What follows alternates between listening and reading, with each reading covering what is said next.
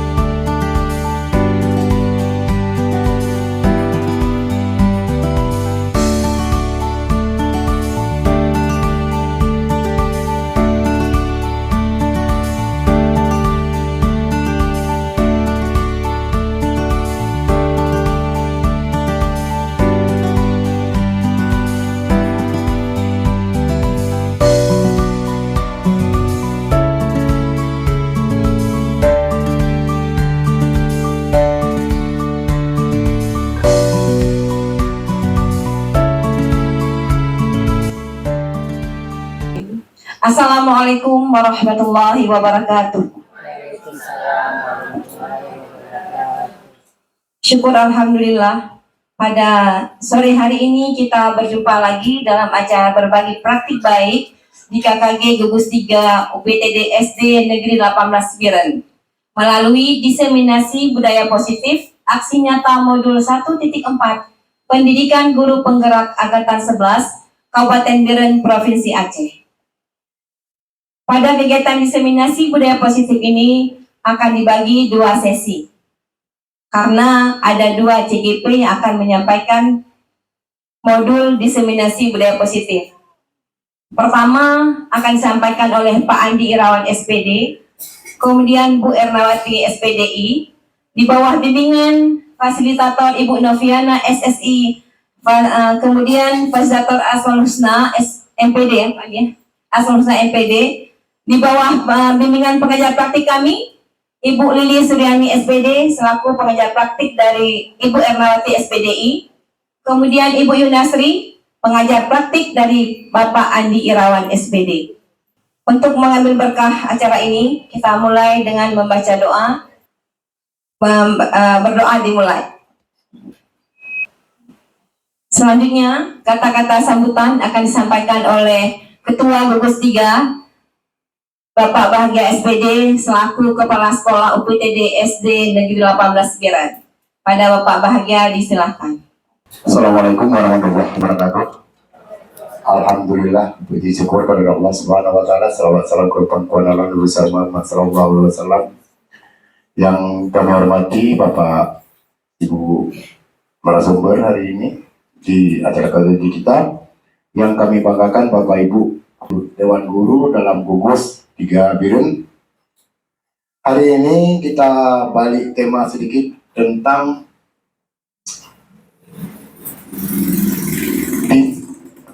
budaya positif di sekolah. Sebagaimana kita ketahui dalam kurikulum Merdeka itu yang utama dan utama. Kenapa? Kita merujuk dulu melihat definisi daripada budaya positif. Kalau kita kembali ke definisi ataupun pengertian dari bahasa budaya adalah nilai. Berarti dalam budaya positif itu mengandung nilai. Nah, nilai apa? Nilai karakter. Kenapa? Di situ diutamakan. Karena pada umumnya kita selaku guru, tugas pokok kita memanusiakan anak manusia. Itu tugas utama. Nah, mungkin Bapak Ibu telah tahu budaya positif apa-apa saja, pembiasaan-pembiasaan yang Ibu lakukan di sekolah itu, mungkin tidak tahu itulah yang dinamakan dengan budaya positif. Ibu, mohon hari ini kita sama-sama menggali, belajar apa-apa saja yang masuk dalam budaya positif itu. Nah, Bapak Ibu hari ini sharing apa yang harus bisa saya bawa ke kelas, yang mungkin kemarin-kemarin tidak pernah saya lakukan di sekolah saya. Bapak Ibu jangan suka-suka untuk berbagi. Mungkin para mereka-mereka ada yang belum paham, ada masukan dari Bapak Ibu. Silakan hari ini berbagi, sama-sama kita untuk mempelajari. Untuk apa? Untuk menjadi sekolah kita yang terbaik. Hanya ini dari saya mungkin, mohon maaf atas segala kekurangan. Terima kasih atas perhatian. Saya akhiri wabillahi taufiq wal hidayah. Wassalamualaikum warahmatullahi wabarakatuh.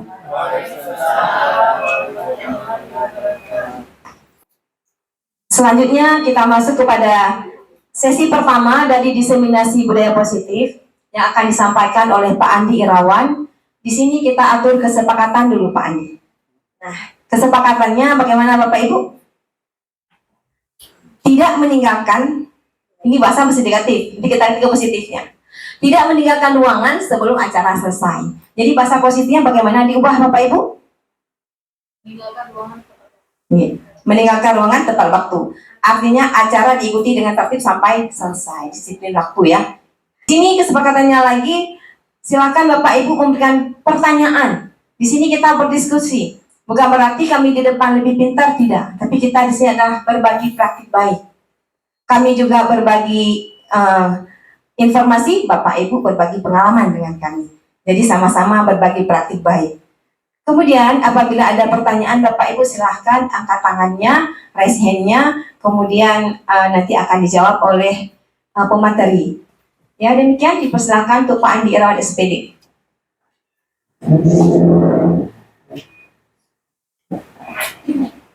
Oke, Assalamualaikum warahmatullahi wabarakatuh.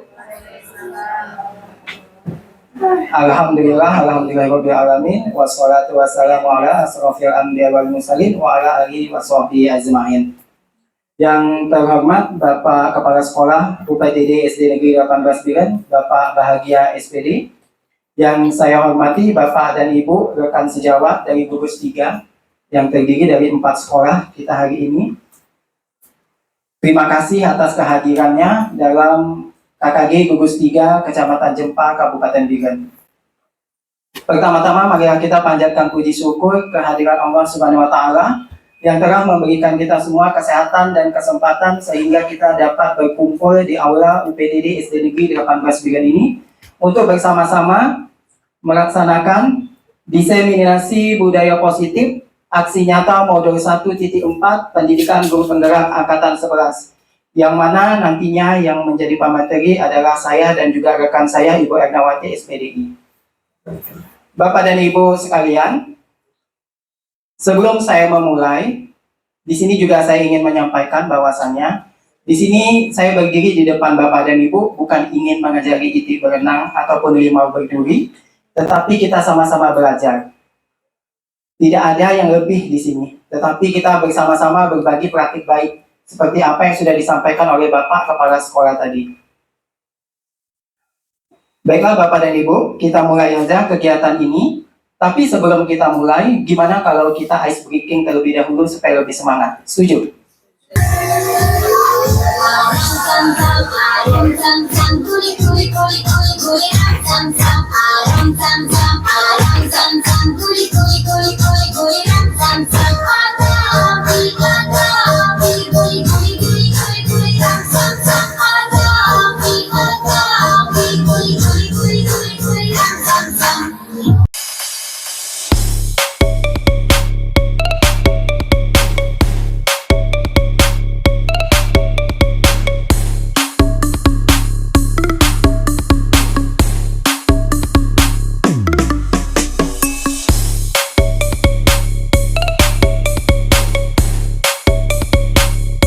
Sama seperti kita di dalam kelas, kita juga harus mengajak anak-anak itu sebelum belajar itu semangat dulu.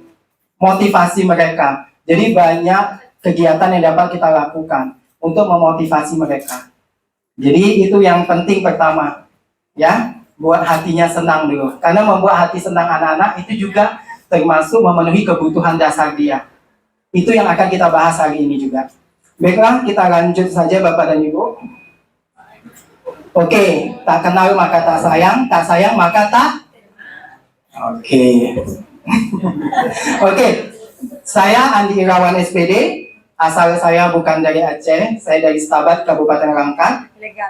Saat ini saya dipercaya oleh Bapak Bahagia sebagai guru kelas di UPTD SD Negeri 18 mengajar kelas 5A.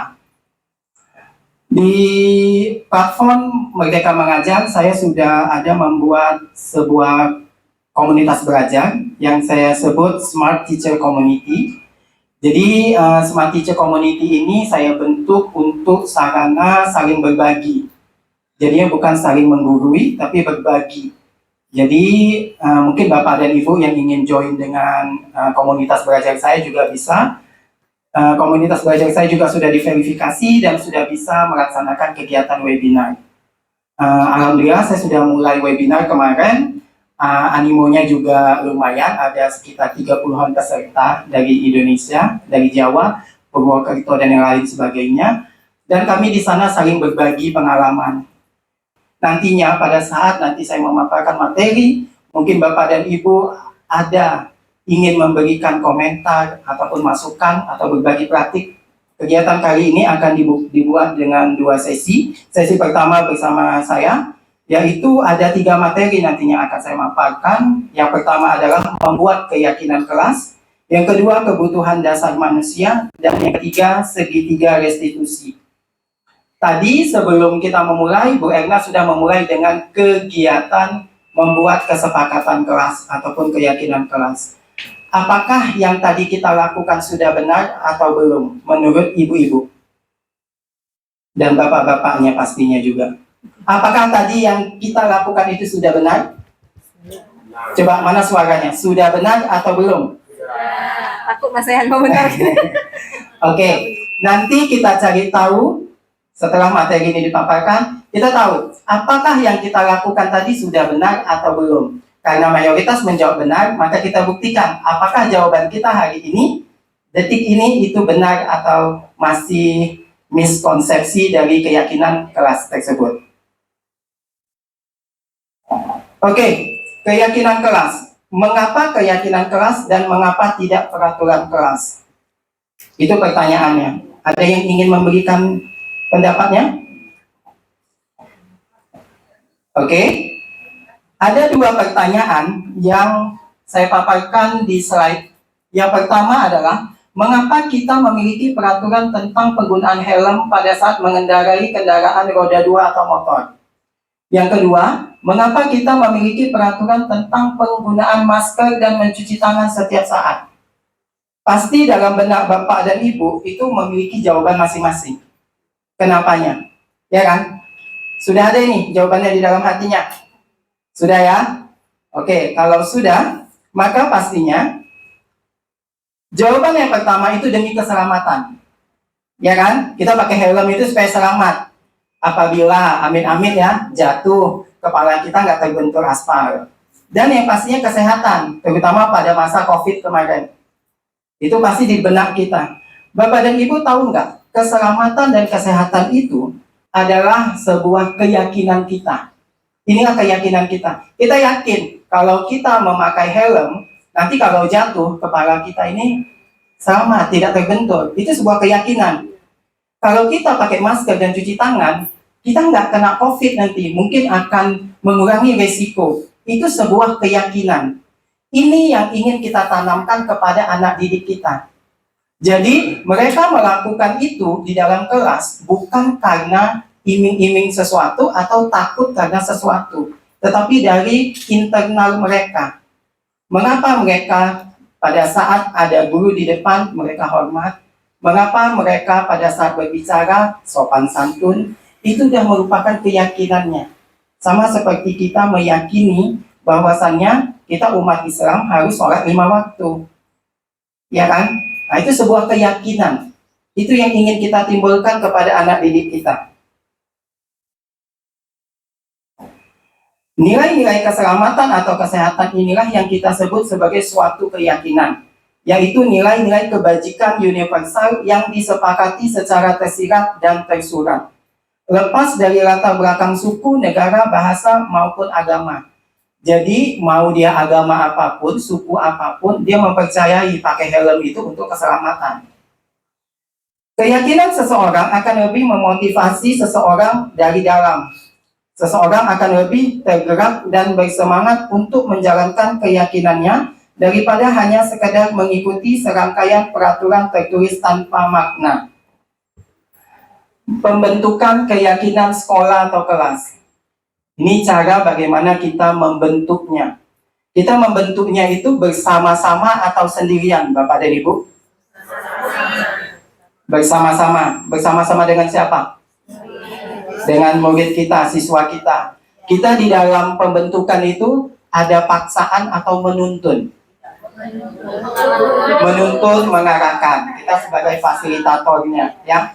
Karena seperti filosofi Ki Hajar Dewantara, tugas pendidik adalah menuntun tumbuh kembang murid itu sesuai kodratnya, ya. Bukan menuntut. Coba pikirkan selama ini kita banyak menuntut mereka kan. Di dalam kelas mereka harus bisa perkalian, nggak bisa, kita marah. Itu namanya udah menuntut. Oke, keyakinan kelas bersifat lebih abstrak daripada peraturan, yang lebih rinci dan konkret. Jadi maksudnya, keyakinan kelas ini bersifat dia lebih abstrak, bisa berkembang.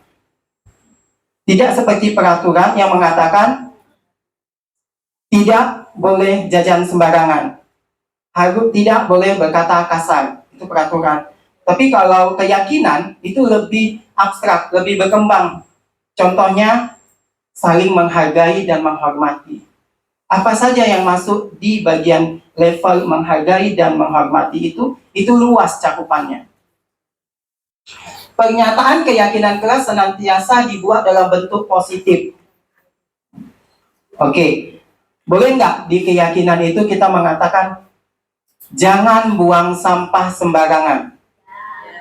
Tidak. Kenapa? Biasanya kalau kalimat negatif itu kadang lebih suka dilakukan daripada tidak dilakukan. Makanya kita ambil positifnya. Buanglah sampah pada tempatnya. Itu lebih indah.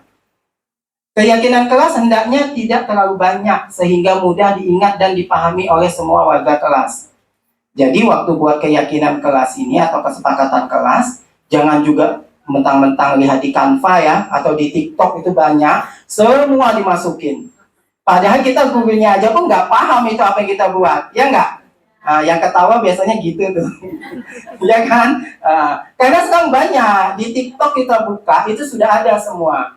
Tapi yakinlah berbeda pada saat kita ambil di TikTok, kita cetak, kita tempel, dengan yang kita buat sama anak-anak. Walaupun jelek, itu anak-anak lebih dapet gitu. Feel-nya itu ada. Gitu.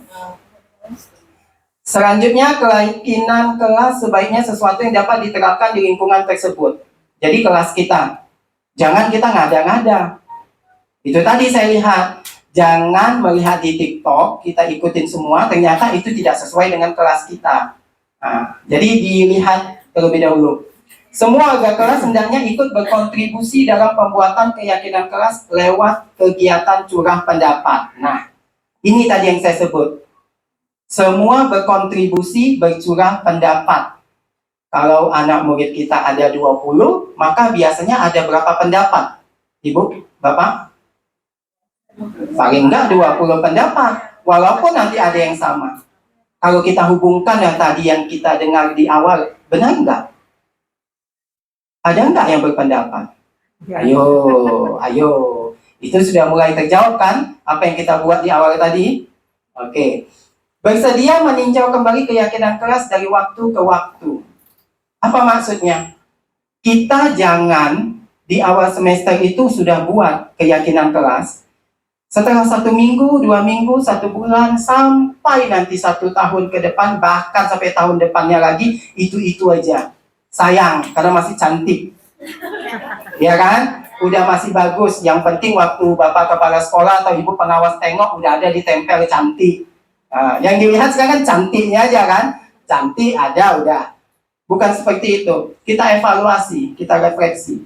Mana yang perlu kita tambahin? Mana yang perlu kita ubah? Itu pastinya ada. Karena yang tidak bisa diubah itu adalah peraturan agama, ya kan? Sudah mutlak. Selain dari itu kita bisa merefleksi, mengevaluasi. Itu gunanya kita setiap saat ada melakukan refleksi dengan anak-anak. Oke, sekarang ini saya mau Bapak dan Ibu melihat ke slide saya. Di situ ada kalimat yang belum sempurna urutannya. Nah, ini nanti akan menjawab apa yang kita lakukan di awal tadi waktu pembentukan kesepakatan forum KKG kita, benar atau tidak. Oke, semuanya nampak ya, Ibu ya? Oke. Kasih nomor aja Pak Andi. Ya, boleh. Ya, Mhm. dari mudah ya. Oke. Yang pertama di situ berdiskusi mengenai gambaran perilaku yang mencerminkan keyakinan kelas. Yang kedua, mengubah peraturan-peraturan menjadi kalimat yang lebih positif. Yang ketiga, meninjau kembali keyakinan kelas dari waktu ke waktu. Yang keempat, berdiskusi memunculkan peraturan-peraturan yang perlu ditaati warga kelas. Yang kelima, berdiskusi mengenai peran seluruh warga kelas. Dan yang keenam, menyajikan peraturan-peraturan menjadi nilai-nilai kebajikan atau keyakinan kelas. Coba Bapak dan Ibu sekarang melihat ke depan dan mulai. Mana yang pertama, mana yang kedua, hingga ke poin ke-6. Yang pertama yang mana? Nomor 5. Coba ya ini. Oke. Kita lihat nomor 5, berdiskusi mengenai peran seluruh warga kelas. Oke, selanjutnya. Gimana Ibu? Nomor 1, berdiskusi mengenai gambaran perilaku yang mencerminkan keyakinan kelas. Selanjutnya. Ayo. Ayo Ibu. Ibu ini suka senyum-senyum ya. Saya datengin kalau suka senyum-senyum. Selanjutnya yang mana Ibu? 4. Nomor 4, apa itu Ibu? Diskusi memunculkan peraturan-peraturan yang perlu ditaati warga kelas. Oke, mantap Ibu. Selanjutnya 2. Siapa yang jawab 2? Oke, apa itu Bu yang 2 Bu? Mengubah peraturan-peraturan menjadi kalimat yang lebih positif. Oke, ulangin Ibu ya, biar kuat ya. Mengubah peraturan-peraturan menjadi kalimat yang lebih positif. Oke, sudah ada urutannya yang keempat. Yang kelima. Meninjau kembali keyakinan kelas dari waktu ke waktu. 3, meninjau kembali keyakinan kelas dari waktu ke waktu. Dan akhirnya yang ke-6, itu yang nomor 6. Oke, kita bacakan ya Ibu. Atau ada nih yang membacakan ya. Saya mintakan Ibu yang di depan ini. Urutkan sesuai dengan yang sudah Ibu-Ibu urutkan tersebut ya, membacakannya. Yang pertama, berdiskusi mengenai peran seluruh warga kelas. Kemudian berdiskusi mengenai gambaran perilaku yang mencerminkan keyakinan kelas. Selanjutnya, berdiskusi memunculkan peraturan-peraturan yang perlu ditaati warga kelas. Kemudian mengubah peraturan-peraturan menjadi kalimat yang lebih positif. Menyarikan peraturan-peraturan menjadi nilai-nilai kebajikan atau keyakinan kelas. Meninjau kembali keyakinan kelas dari waktu ke waktu. Oke, terima kasih. Tepuk tangan ya untuk Ibu ini. Biar semangat kita. Coba ke next slide. Jawabannya. Oke, ini jawabannya Ibu. Sama enggak dengan kita? Yang pertama itu, kita berdiskusi dulu memunculkan, next. Memunculkan peraturan-peraturan yang perlu ditaati warga kelas. Jadi kita munculkan dulu apa yang mau jadi peraturan. Dia dalam bentuk peraturan terlebih dahulu. Yang kedua, mengubah peraturan-peraturan menjadi kalimat yang lebih positif. Itu yang kedua. Jadi tadinya pasti anak-anak ada yang mengatakan, Pak, tidak boleh buang sampah sembarangan. Pak, tidak boleh berbahasa kotor. Pak, tidak boleh datang terlambat. Maka yang kedua, kita ubah. Datang tepat waktu. Membuang sampah pada tempatnya. Oke, selanjutnya menyarikan peraturan-peraturan menjadi nilai-nilai kebajikan atau keyakinan kelas. Dan Berdiskusi mengenai gambaran perilaku yang mencerminkan keyakinan kelas. Jadi nilai kebajikan itu ada dalam bentuk seperti tadi yang saya katakan, saling menghormati, saling menyayangi. Ya. Selanjutnya berdiskusi mengenai peran keluarga kelas dan yang terakhir yaitu meninjau kembali keyakinan kelas dari waktu ke waktu. Jadi yang tadi kita pilih mungkin ada beberapa tidak tepat. Ya, ini tandanya apa? Tandanya kita nanti ke depannya waktu membuat kesepakatan kelas, jangan tiba-tiba udah jadi ataupun sudah ada, kita minta anak untuk menyepakati apa yang setelah kita buat. Ya, tetapi kita buat dulu.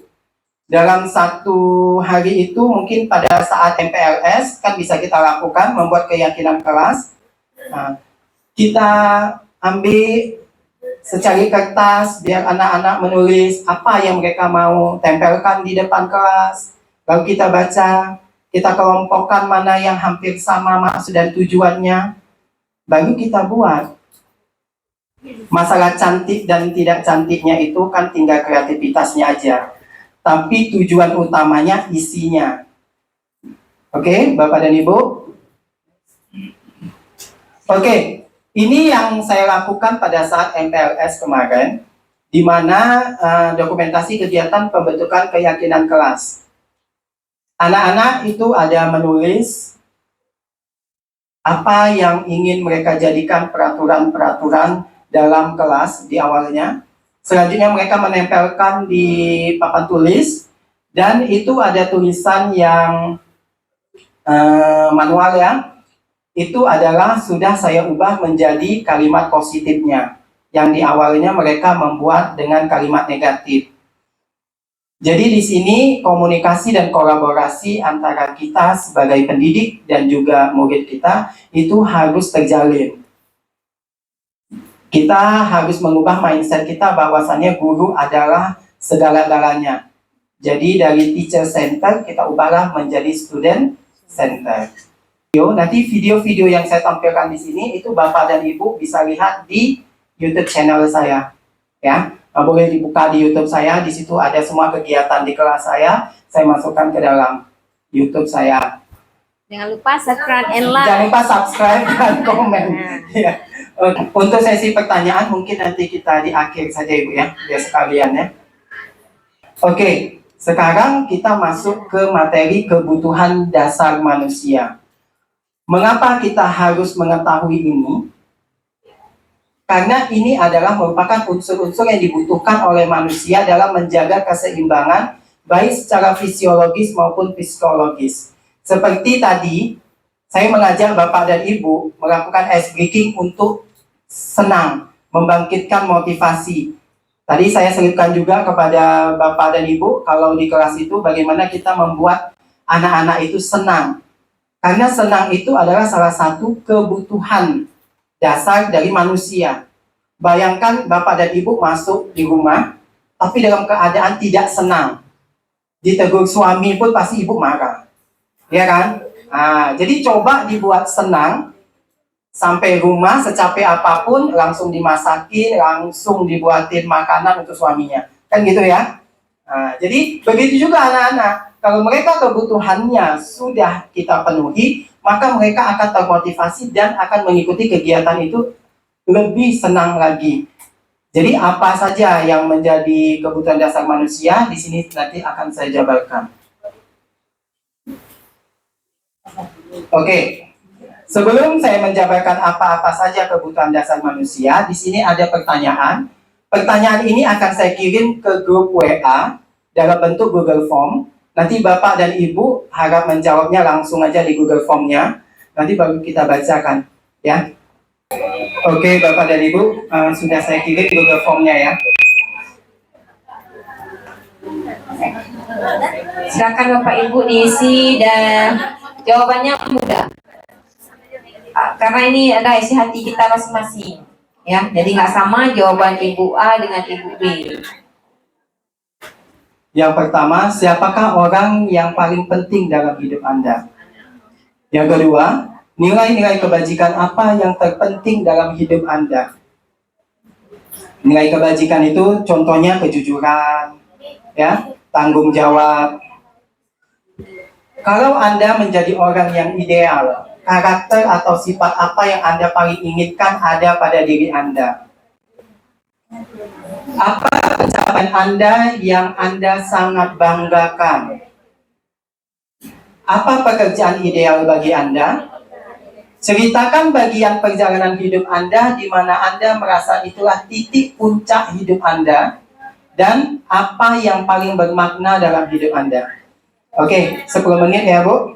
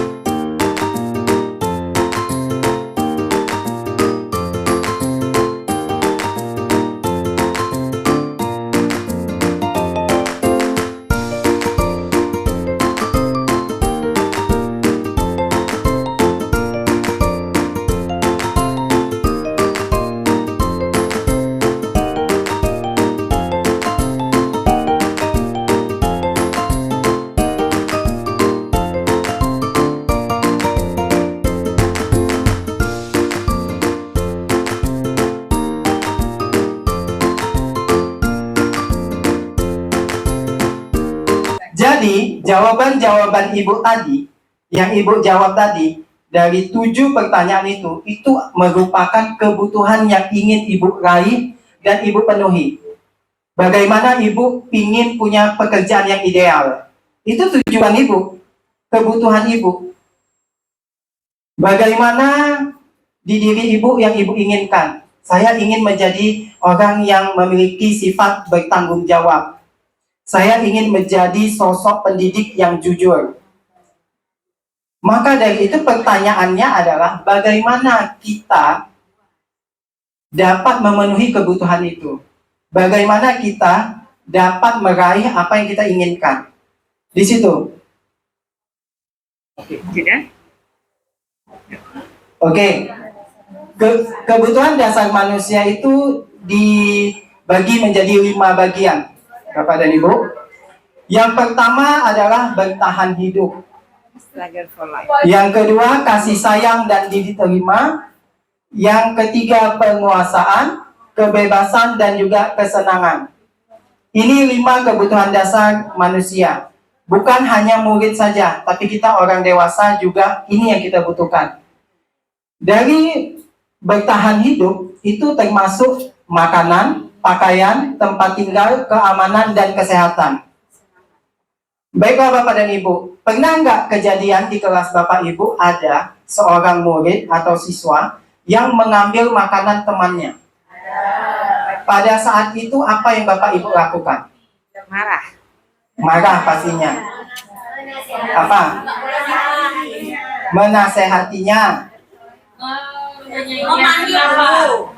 Oke, coba Ibu satu ini. Kalau ada anak tadi mengambil makanan temannya, apa yang Ibu lakukan? Yang pertama saya lakukan adalah memberikan pertanyaan kepada anak tersebut, alasan mengambil makanan orang lain itu apa? Apa karena anak ini tidak punya makanan sehingga dia lapar sekali sehingga terpaksa mengambil makanan orang lain atau bagaimana? Baru nanti di situ mencari solusinya.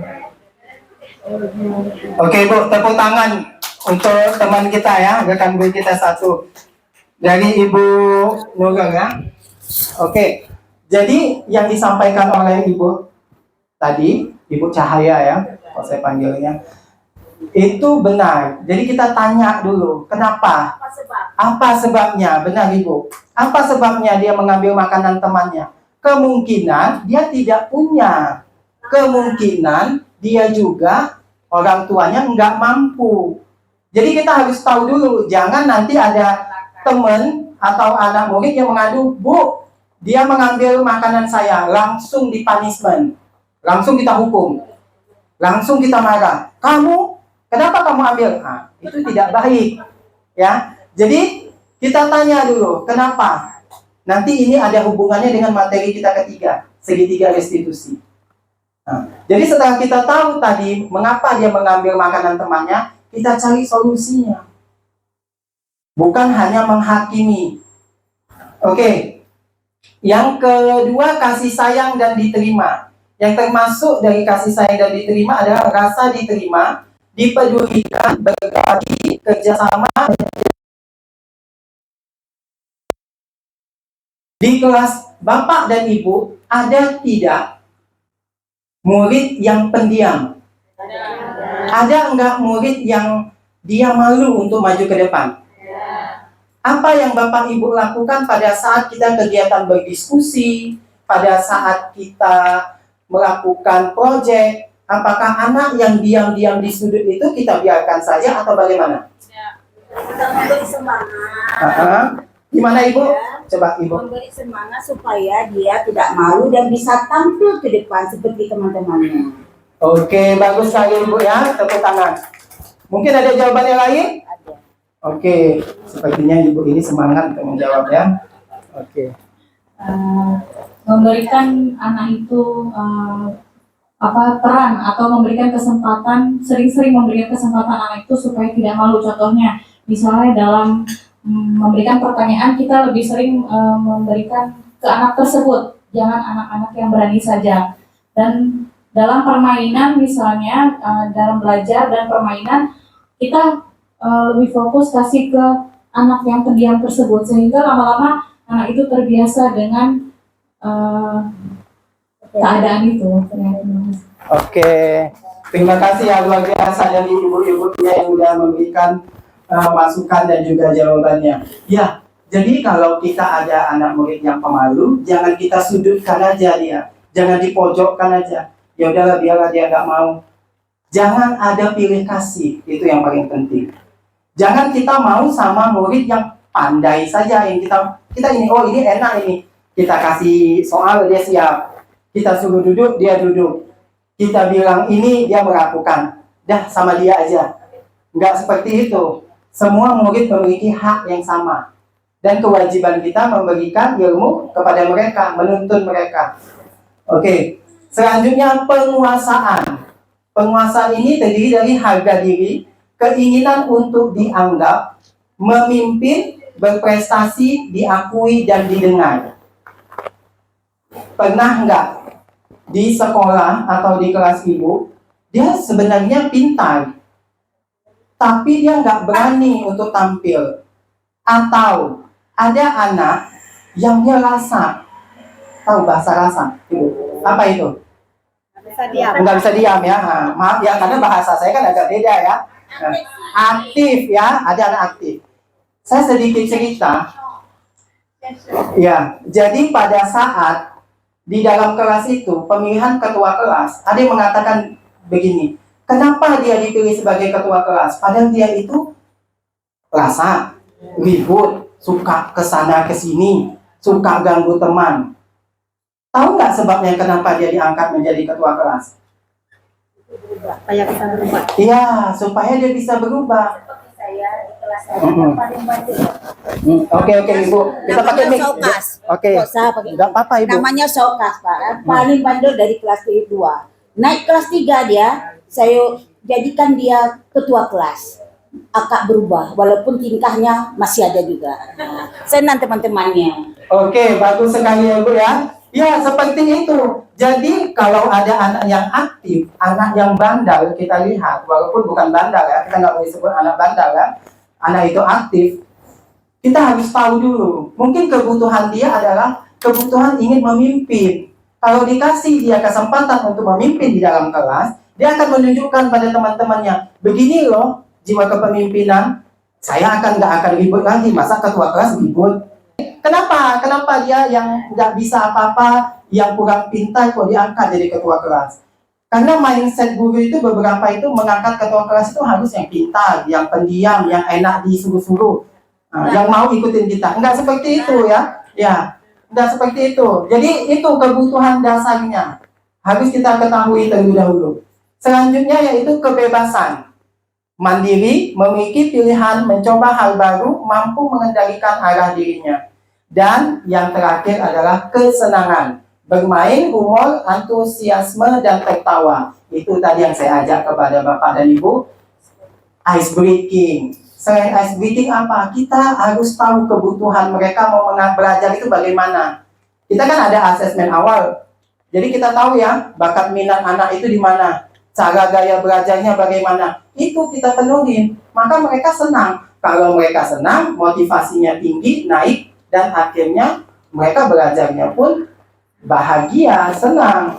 Ya Bapak dan Ibu, ini ada satu saya cetak. Ibu baca, mungkin per kelompok aja satu meja. Nanti kita jawab bersama-sama. Oke?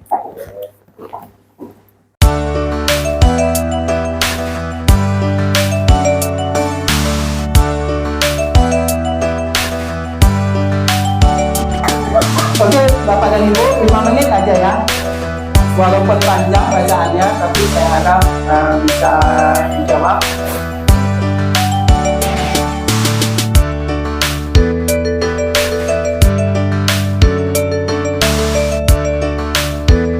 Satu orang untuk membaca ya, biar kita diskusikan bersama-sama. Coba Ibu. Bacakan. Iya, bacakan. Ihsan, siswa kelas 10A SMA Karakter Mulia. Ia anak yang pendiam dan pemalu. Selama jam istirahat, ia lebih banyak membaca buku di perpustakaan atau berdiam diri di kelas. Hari itu adalah hari technical meeting lomba debat antar SMA yang juga diikuti oleh tim debat SMA Karakter Mulia. Tiba-tiba ada kabar bahwa Adit, anak kelas 10B, yang sudah didaftarkan mengikuti lomba debat mewakili sekolah sakit demam berdarah dan dirawat di rumah sakit, sehingga tidak bisa menghadiri acara technical meeting lomba debat hari itu. Kepala sekolah bertanya kepada guru-guru, siapa yang sebaiknya menggantikan Adit? Guru-guru sepakat merekomendasikan Ihsan karena kinerjanya yang bagus di pelajaran bahasa Inggris dan pengetahuannya yang luas. Ihsan akhirnya menghadiri technical meeting hari itu. Setelah itu, ia berlatih debat bersama anggota tim debat yang lain, Sinta dan Indra, di bawah bimbingan Pak Franz. Pak Franz guru pelatih debat. Mereka mewakili sekolah, dan tim debat SMA Karakter Mulia menjadi juara umum.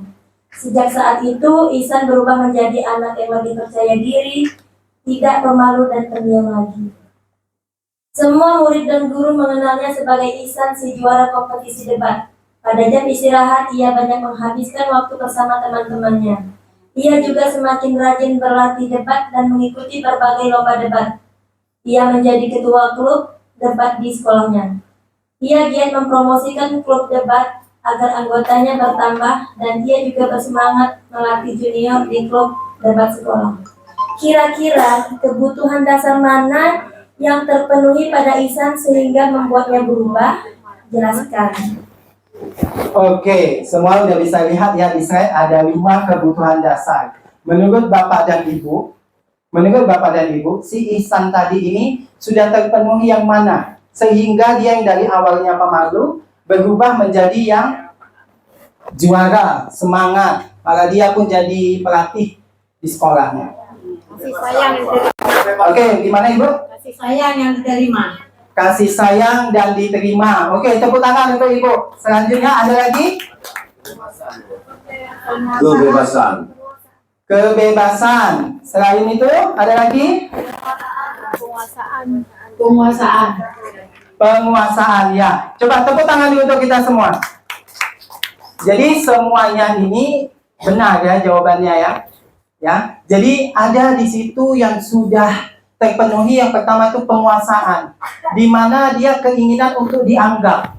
Selama ini dia pintar, tapi karena dia pemalu, dia nggak dipakai gitu. Bahasa Medannya dia nggak dipakai sama gurunya. Nah, gitu, nggak dianggap. Dia hanya menganggap gurunya itu mana yang aktif, yang bisa diajak kerjasama, dia ikut lomba. Sedangkan pada saat yang tadi itu sakit, digantikan sama Iksan, Iksan itu mampu.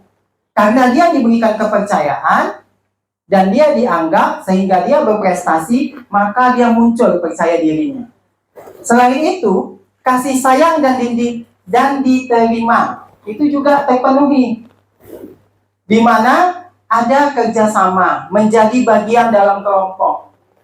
Ya, jadi dan Bapak dan Ibu, ini tugas kita sebagai guru, sebagai pendidik itu adalah menuntun anak-anak kita sesuai kodratnya, dengan cara kita mengetahui dulu kebutuhan dasar manusia ini untuk kita terapkan nantinya di kelas. Kalau kita sudah mengetahuinya, maka kita enak berkomunikasi dan berkolaborasi dengan anak didik kita. Itu kuncinya. Jadi kita pun nggak capek lagi marah-marah, berteriak di dalam kelas, ataupun maaf cakapnya kita mencubit, memukul, dan lain sebagainya. Itu udah nggak terjadi lagi kalau kita tahu. Ada yang sudah pernah dengar segitiga restitusi? Oke, ada ya. Ibu Cahaya ini memang up to date banget ya. Sepengetahuan Ibu, segitiga restitusi itu gimana Ibu? Segitiga restitusi itu adalah mengembalikan kesalahan. Misalnya anak melakukan kesalahan, tapi kita mengarahkan lagi untuk masuk ke dalam kelompok dengan jalan yang benar, yang lurus. Oke Bu, tepuk tangan dulu Bu untuk Ibu Cahaya. Ya, jadi ya, segitiga restitusi itu adalah suatu proses dialog yang dijalankan oleh guru agar dapat menghasilkan murid yang mandiri dan bertanggung jawab, di mana proses menciptakan kondisi bagi murid untuk memperbaiki kesalahannya sehingga karakter mereka lebih kuat ketika kembali pada kelompoknya. Benar tadi kata Ibu. Jadi pada saat anak membuat kesalahan, kita jangan menghakimi, tapi kita ajak dialog, kita ajak komunikasi, sehingga mereka menyadari apa kesalahan mereka, dan mereka bisa mengetahui solusi untuk mengatasi masalah tersebut. Itu yang penting. Pada saat solusi itu sudah ada dari diri mereka sendiri, mereka ke depannya tak akan melakukan kesalahan yang sama. Dan jangan pernah menghakimi anak, kamu sudah salah, dan kamu salah. Tetapi siapapun di antara kita bisa berbuat salah. Dan kemungkinan bisa jadi lebih dari dia. Segitiga restitusi ini ada 3 langkah. Yang pertama adalah menstabilkan identitas. Yang kedua, validasi tindakan yang salah. Dan yang ketiga, menanyakan keyakinan.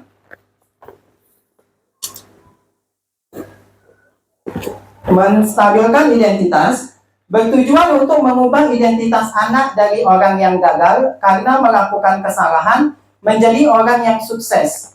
Anak yang melanggar peraturan karena sedang mencari perhatian adalah anak yang sedang mengalami kegagalan.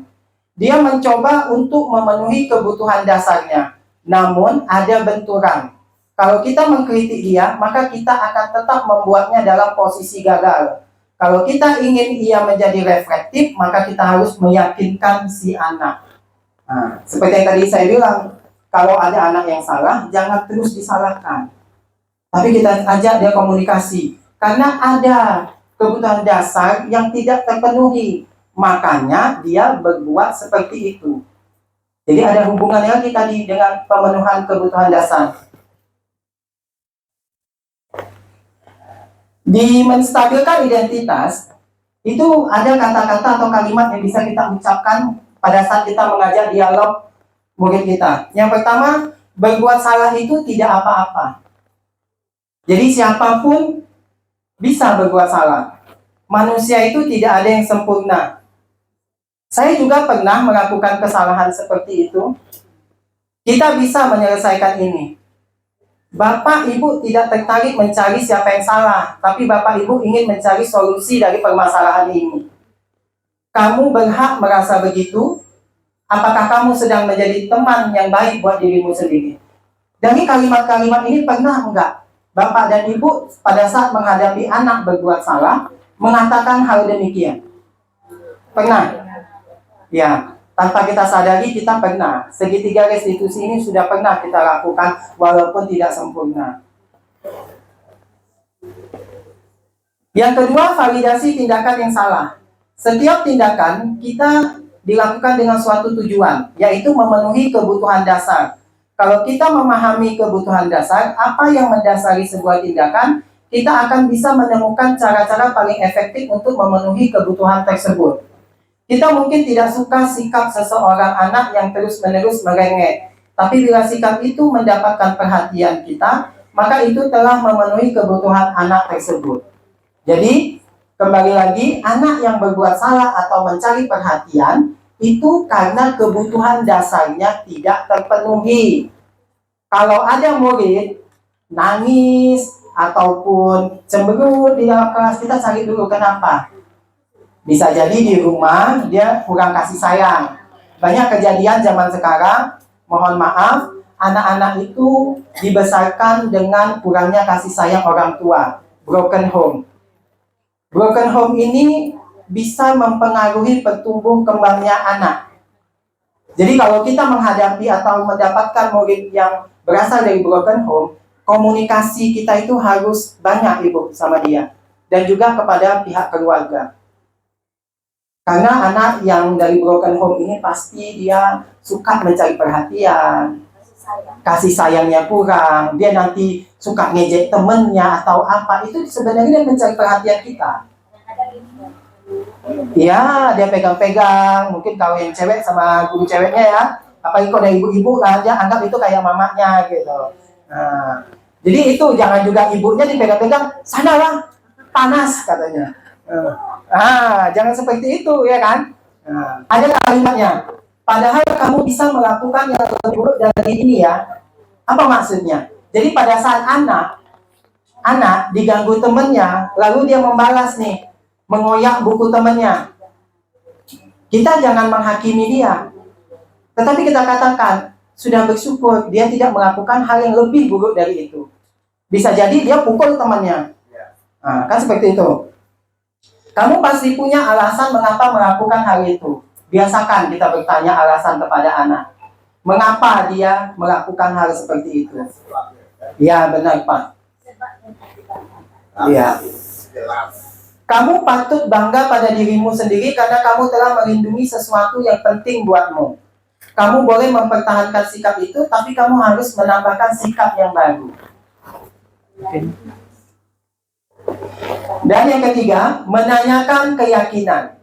Ketika identitas sukses telah tercapai, langkah 1 dan tingkah laku yang salah telah divalidasi di langkah 2, maka anak akan siap untuk dihubungkan dengan nilai-nilai yang dia percaya dan berpindah menjadi orang yang dia inginkan.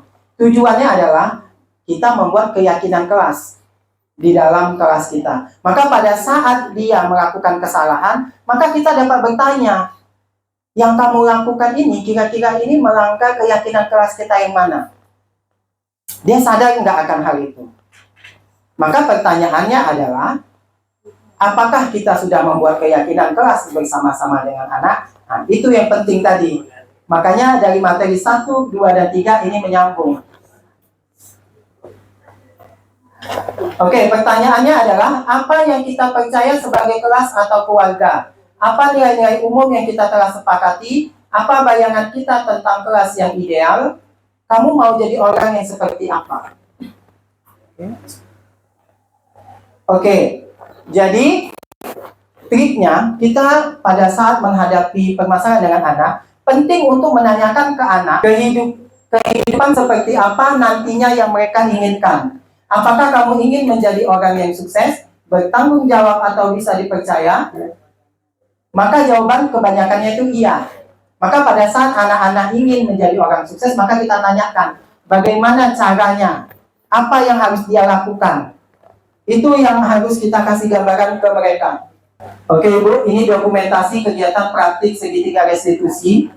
Ini saya tampilkan video segitiga restitusi dengan skenario yang kita buat. Oleh temannya, dia marah dan tidak bisa menahan emosinya. Berikut adalah skenario penyelesaian masalah menggunakan segitiga restitusi. Selamat menyaksikan. Waalaikumsalam. Silakan masuk, Cut.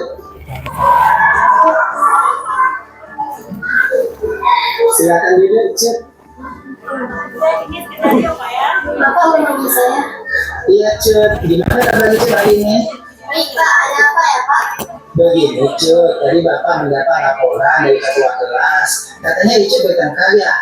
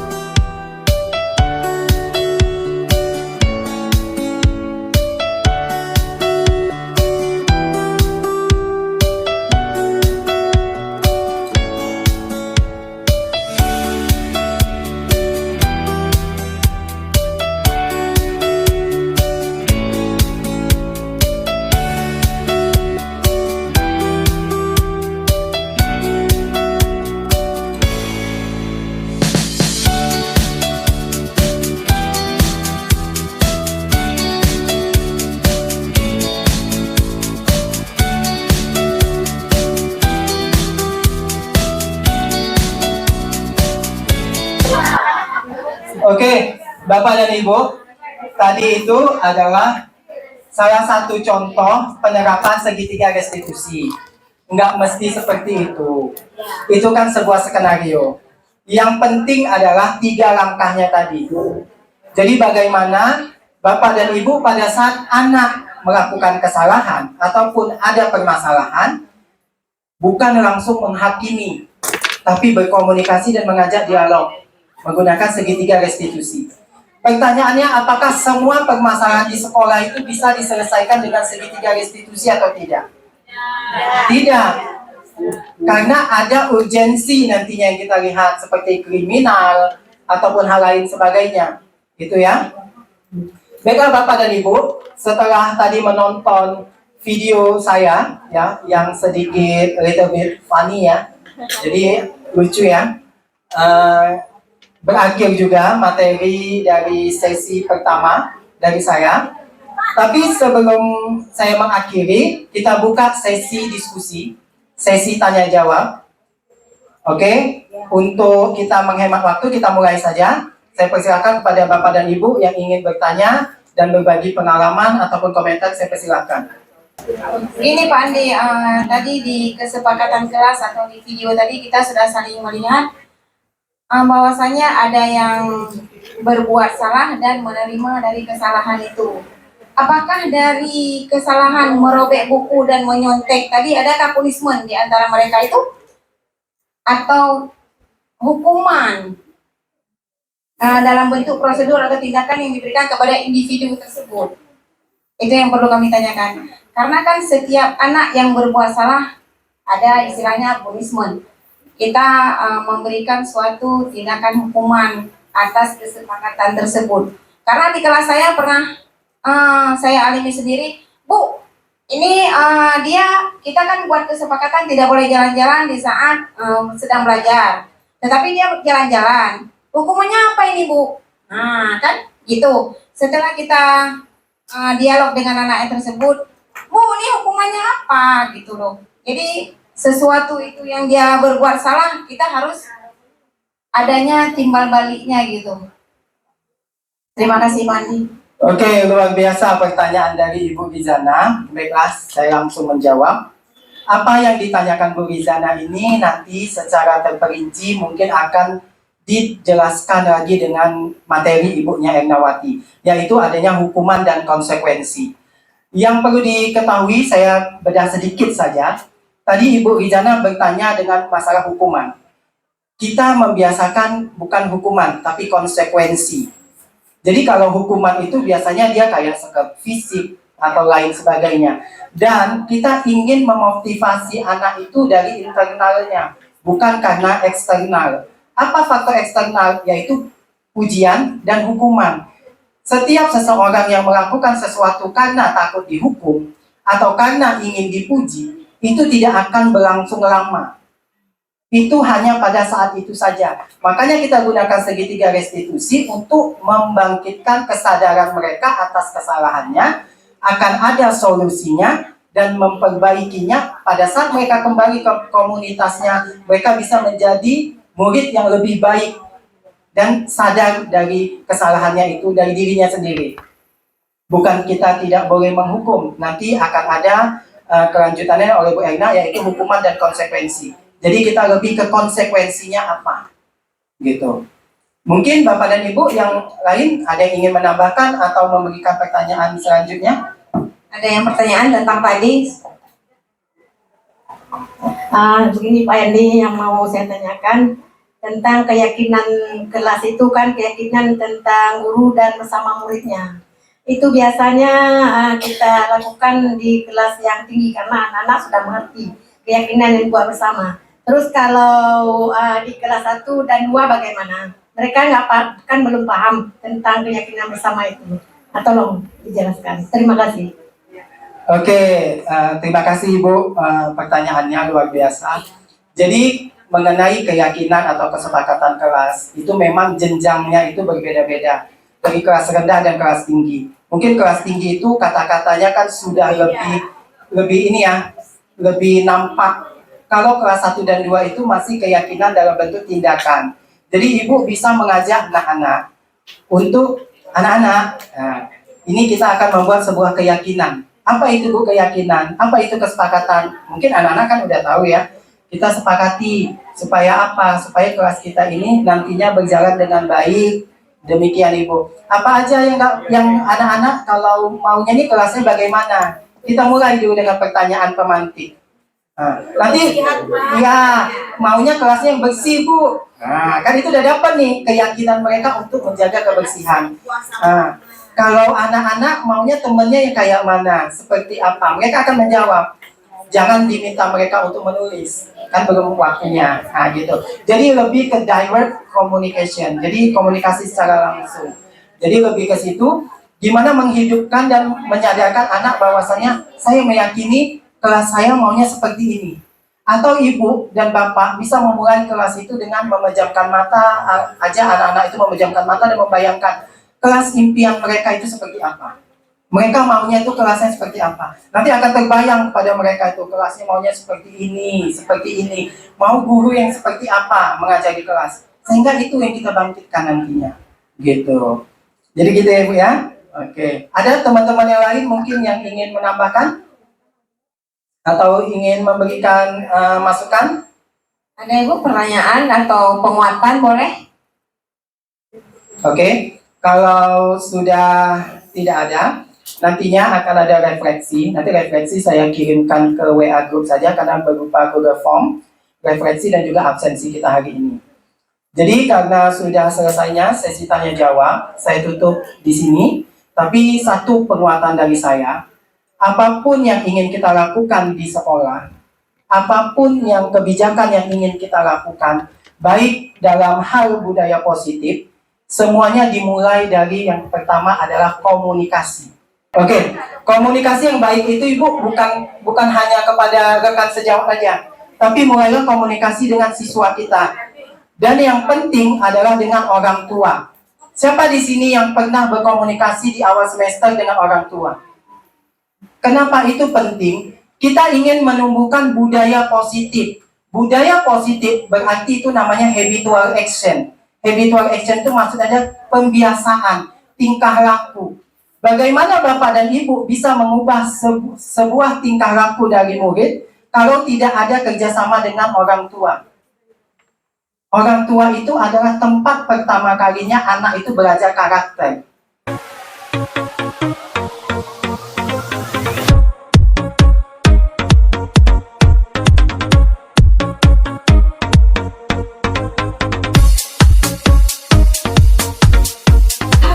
Disiplin positif, Bapak Ibu. Disiplin positif itu berasal dari kata Latin ya, disciplina, yang artinya belajar. Jadi disiplin mengacu pada disiplin diri yang memiliki tanggung jawab terhadap apa yang dilakukannya berdasarkan nilai-nilai kebajikan. Disiplin positif merupakan salah satu cara penerapan disiplin yang bertujuan untuk menumbuhkan kesadaran serta memberdayakan murid tanpa imbalan penghargaan atau reward, ancaman atau hukuman.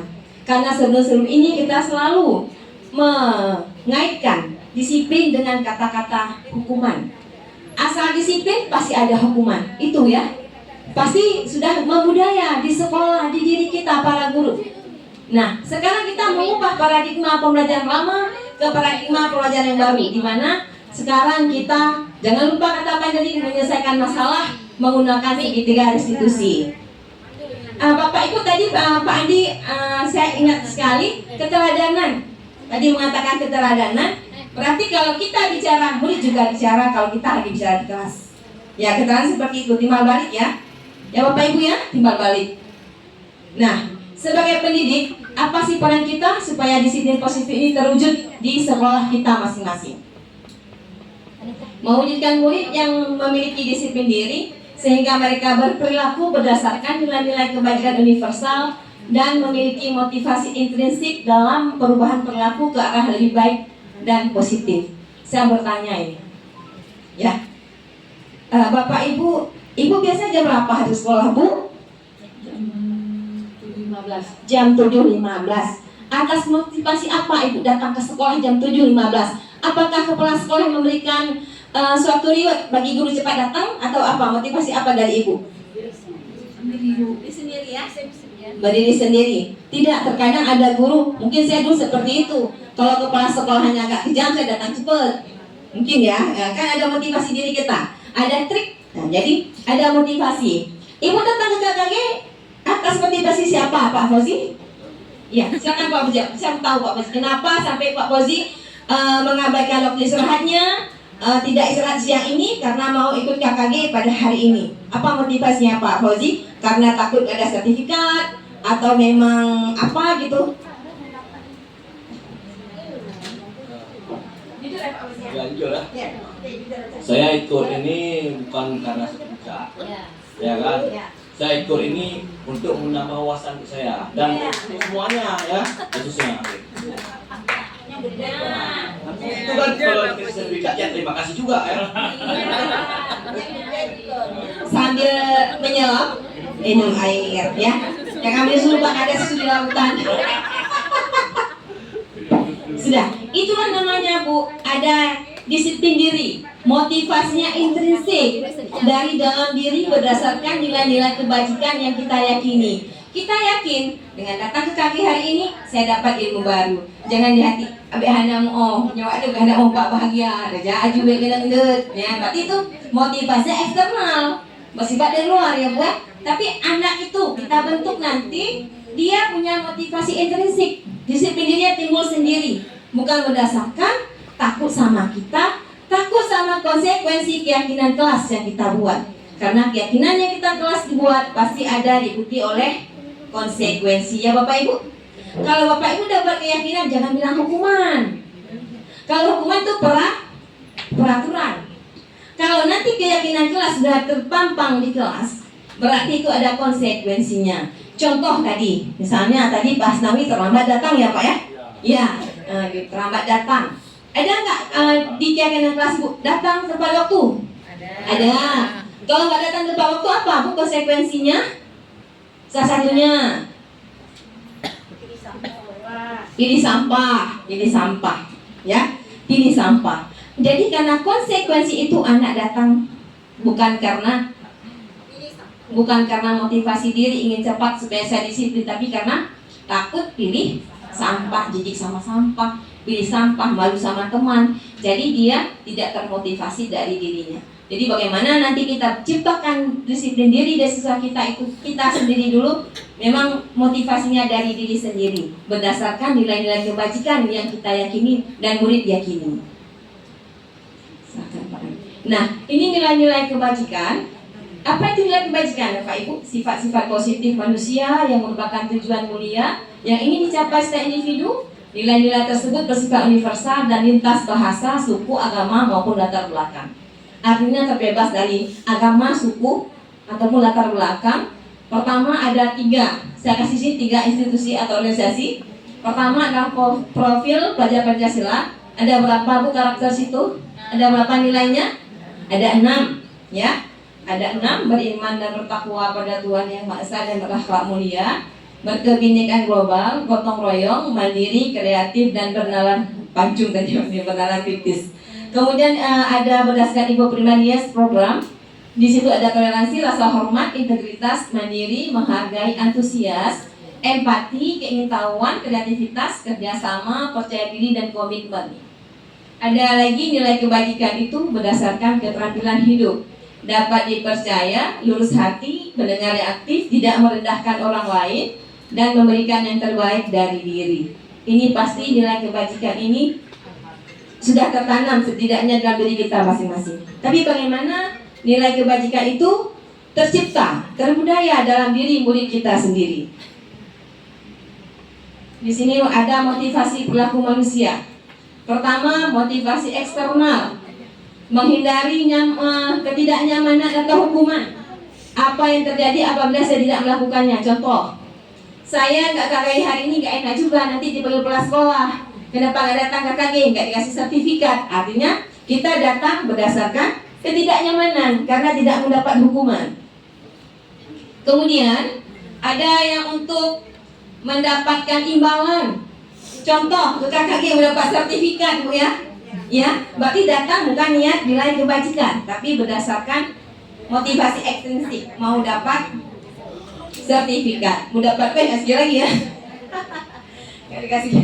Kemudian penghargaan dari orang lain, ya, dapat penghargaan. Begitu juga siswa kita datang ke sekolah itu bagaimana bukan karena motivasi ini, tapi motivasi internal yang jadi tujuan disiplin positif, yaitu menjadi orang yang mereka inginkan, menghargai diri sendiri dengan nilai-nilai yang mereka percaya. Bahwa mereka percaya dengan disiplin nanti mereka akan jadi manusia yang gimana Bapak itu? Iya, akan jadi disiplin, tanggung jawab, tepat waktu. Lanjut Pak Andi. Nah, tadi ada hukuman, konsekuensi dan restitusi. Itu berbeda Bapak Ibu. Boleh saya tahu Bapak Ida pendapat Bapak Ibu bagaimana hukuman, bagaimana konsekuensi, dan apa itu restitusi? Restitusi sudah dibayangkan oleh Pak Andi tadi. Tadi berdasarkan pertanyaan Bu Berzana. Seharusnya anak yang buat salah itu harus diberikan hukuman. Nah, sekarang bagaimana kita memudayakan budaya positif, tidak menghukum, tapi bagaimana siswa itu dengan sadar diri, dia memberikan pilihan, menyelesaikan masalahnya, tidak mengulangi lagi kesalahannya, tapi dengan sadar diri. Bukan kita dengan hukumannya. Contoh tadi, kalau siswa terlambat, dia pilih sampah ya, Pak, contohnya. Adakah hubungan keterlambatan ke sekolah dengan pilih sampah? Tidak. Berarti itu dikatakanlah hukuman. Karena tidak terkait. Enggak sinkron, ya benar. Yang sinkronnya bagaimana? Bagaimana menurut? Kalau dia terlambat, itu contoh Pak Sami terlambat datang ke sekolah. Bagaimana konsekuensi dari buat kegiatan kelas? Ada siswa kita terlambat datang ke sekolah. Apa sih konsekuensi yang kita berikan? Ya? Berdoa. Iya. Berjanji. Janji siswa itu. Ya, kalau boleh Pak itu terserah Bapak Ibu. Ya, sekarang kita melihat efektif enggak yang kita buat itu. Gimana Bu Fat?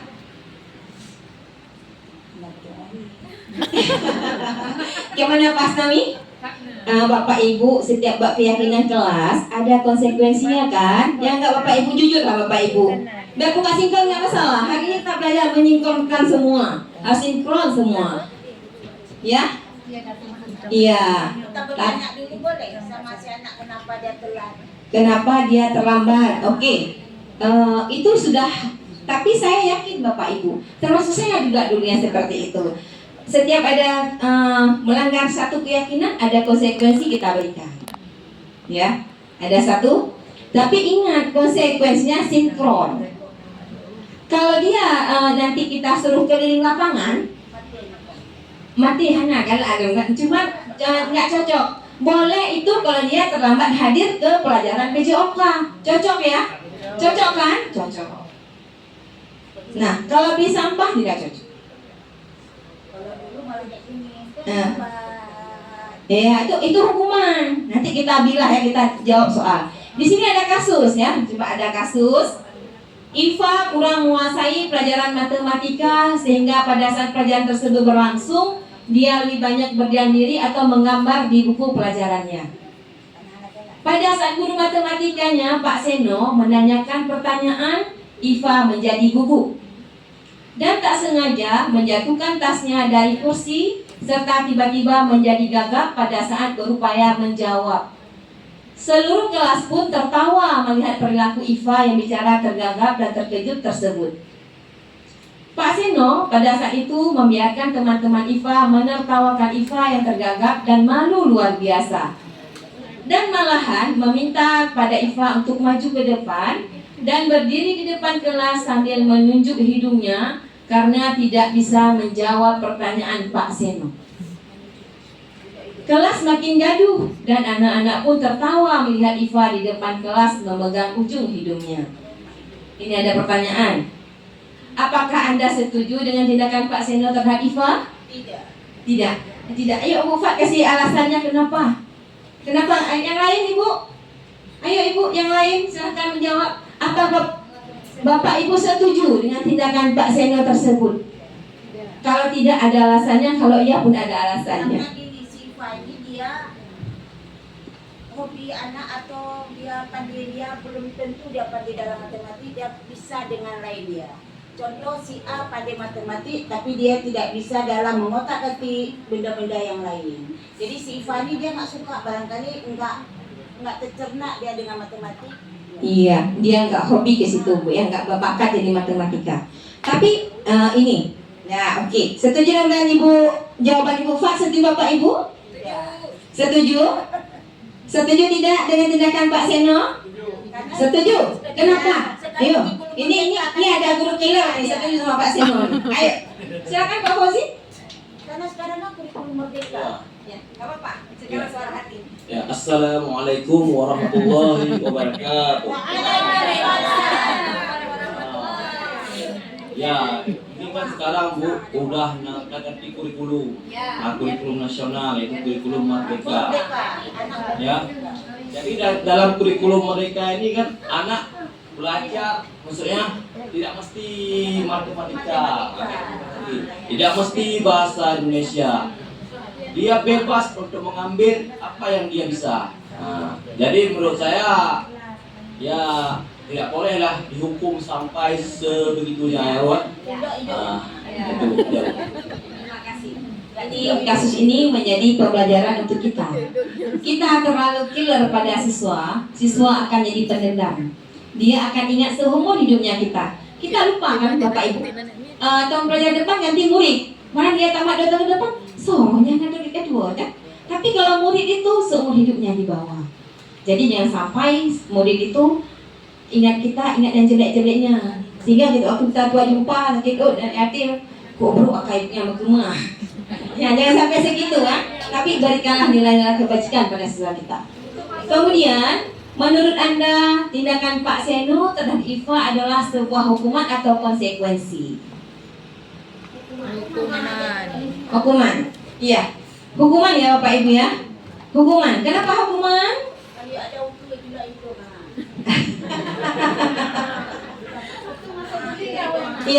Iya. Nah, sekarang Ibu hati-hati. Stop bullying, stop perundungan. Ya, di kelas anak itu cerita di rumah pasti. Ya, cerita. Nah, nanti jangan sampai sekarang mengarah ada bunuh diri karena senioritas. Ya, jadi kita peka situ. Kalau ada anak mengadu pada Tanyo, kadang-kadang dia, Bu Ikli ini di belakang kan? Nah, karena kita nggak tahu kenapa dia nangis, nanti menyesal kita besoknya. Nah, kita harus peduli dengan asik. Kan ada yang menjadi gaduh masalah hari ini tadi ya Pak Bos ya. Jadi kita nggak urusan. Nah, begitu besoknya waktu ditelusuri, kita termasuk bertanggung jawab. Malah kemarin Pak Andi ketua pembuat CGP ya, ada Pak Kadis mengatakan, Bapak Ibu, kalau Bapak Kadis kita rajin ke sekolah ya, Bapak Ibu kalau piket jam 7 belum ada di sekolah, Apabila ada kejadian bullying, berarti Bapak Ibu siap ditangkap. Saya nggak akan membantu Bapak Ibu. Tapi kalau ada bullying, pas pagi jam 7 Bapak Ibu sudah hadir di sekolah, insya Allah dibantu. Nah, itu Bapak Ibu. Berarti kita jadi keteladanan bagi siswa kita. Ya, gimana Pak? Ya. Itu harus ada kaitannya di kelas mana? Kelas Ini, iya. Ini terkadang peristiwa ini tidak masuk tinggi rendah Bapak Ibu. Kita pernah di kelas rendah, matematika misalnya. kelas rendah dah wajar juga bisa. Tapi kalau kelas tinggi masa lagi pelajaran matematika dia menggambar? Ini berarti Bapak Ibu kembali ke tadi. Tadi Bapak Andi ada memberi materi kebutuhan dasar hidup manusia. Berarti dia bosan, dia ingin bebas, ingin cara baru. Kita masih cara yang sama. Berarti kita belum memenuhi kebutuhannya sehingga jadi bosan hingga dia menggambar. Jadi kebutuhan dasar tadi hubungannya sangat erat sebagai kita seorang pendidik, ya. Jadi kita tahu apa sih dia butuh. Anak saya, murid saya di kelas, ternyata dia sudah bosan dengan cara saya yang begitu saja matematika, sehingga dia menggambar. Jadi keterkaitan dari Bapak Ibu ya, hukuman tadi sikap siswa kita berkaitan dengan materi tadi tentang kebutuhan yang tidak terpenuhi. Contoh kita di rumah Bu, bagaimana Bu Ibu? Mungkin Ibu ada keinginan gak tersampaikan sama suami Ibu, entah beli baju, bagaimana Ibu? Uring-uringan kan Ibu kan? Mungkin masak sambil wajahnya diketok-ketok itu kan, ya kan? Perlu lempar keluar ya Bu ya? Kopi, jangan pakai gula. Pakai sianida, oh ya. Garam lah itu. Berarti siswa kita seperti juga, dia merasa kesal pada kita, cuma dia nggak bilang. Bosan. Berarti kita mata apa Bu? Mata duitan. Memang ibu-ibu ini kan kalau lagi flu, kali ini saya lihat kasih uang banyak jadi sembuh ya Pak Ibu ya. Kita memang ingat Bapak ya, kasih uang banyak, cari uang banyak-banyak tapi secara yang halal ya. Jangan nanti demi ibunya Bapak masuk penjara, jangan mau. Ya, jangan mau ya Bapak ya. Ibunya nanti kali lagi Bapak Ibu Bapak di penjara meninggal. Salah ibu juga minta. Salah siapa? Salah ibunya ya. Salah ingat. Makanya perempuan itu tiang negara ya Bapak ya. Iya. Demikianlah Bapak, jadi pembelajaran kita bersama. Nah, di sini ya Bapak Ibu, apa sih hukuman? Hukuman tidak terencana tiba-tiba.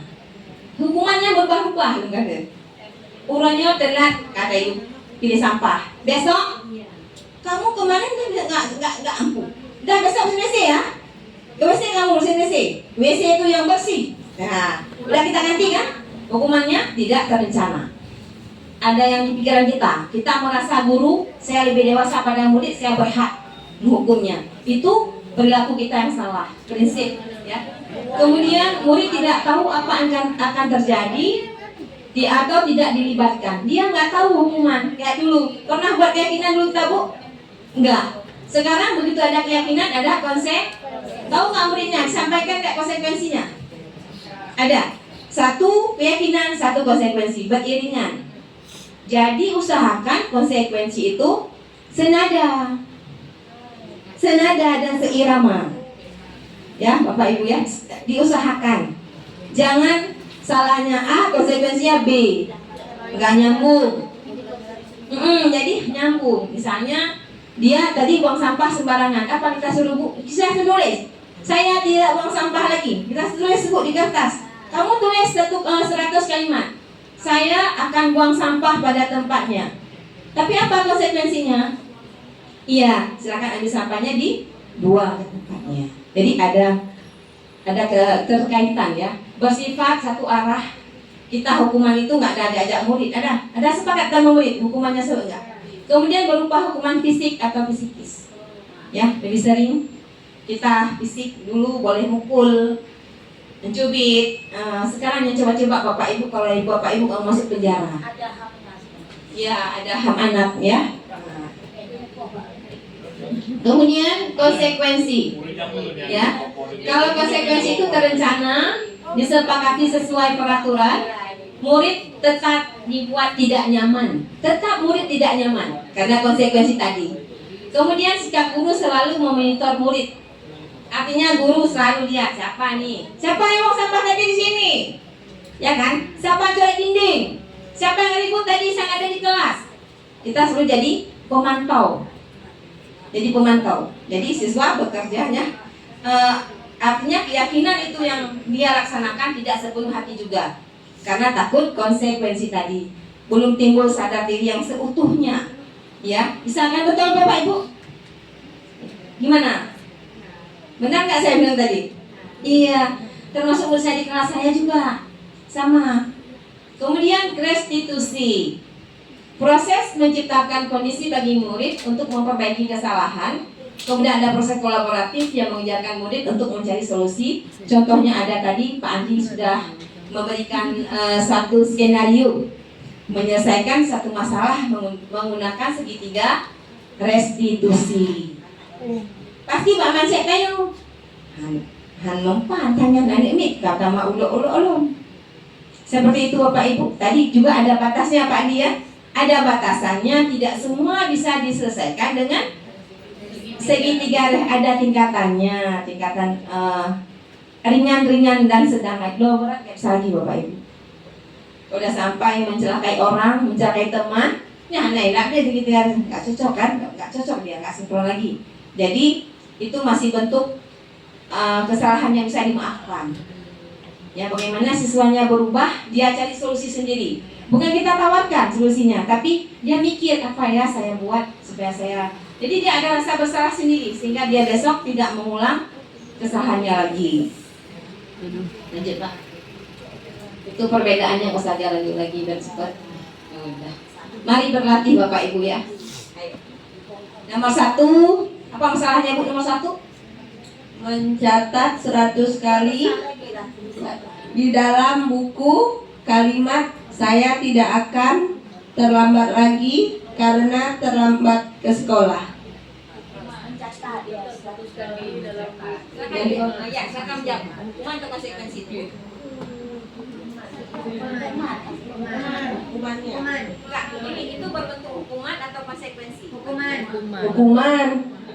Oke, bagus. Benar ya Bapak Ibu ya.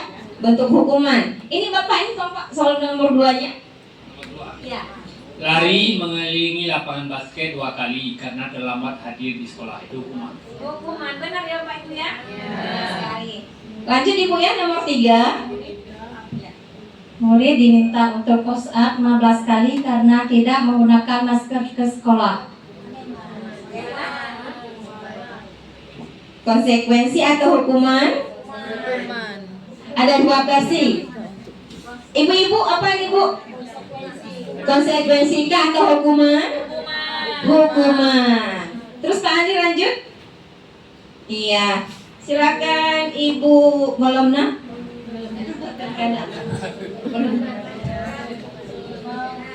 Menggantikan kertas tugas teman yang telah dicoret-coret. Konsekuensi. Ya, konsekuensi. Ini sejalan ya kan? Dia mencoret kertas temannya. Jadi konsekuensinya harus menggantikan. Jangan nanti konsekuensinya Ibu suruh dia ke pustaka, bersih pustaka. Jadi hukuman. Jadi bedakan keyakinan yang sudah dibuat itu ke konsekuensi Bapak Ibu ya. Jangan jatuh ke hukuman lagi. Jadi bukan keyakinan, nanti kembali ke peraturan. Kemudian nomor selanjutnya Ibu Ratna.